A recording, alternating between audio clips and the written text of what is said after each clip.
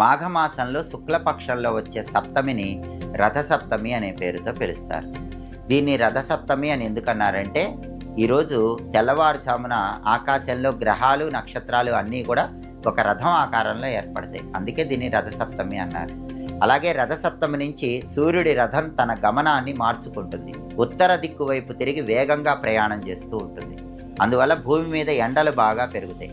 సూర్యుడి రథం తన గమనాన్ని మార్చుకునే రోజు కాబట్టి, వేగంగా ప్రయాణం చేసే రోజు కాబట్టి దీన్ని రథసప్తమి అనే పేరుతో పిలుస్తారు.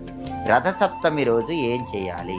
రథసప్తమి రోజు చేసే స్నానం జన్మ జన్మల దరిద్రాలన్నీ పోగొడుతుందని ధర్మసింధు, నిర్ణయ సింధు, పురుషార్థ చింతామణి అనే గ్రంథాల్లో చెప్పారు.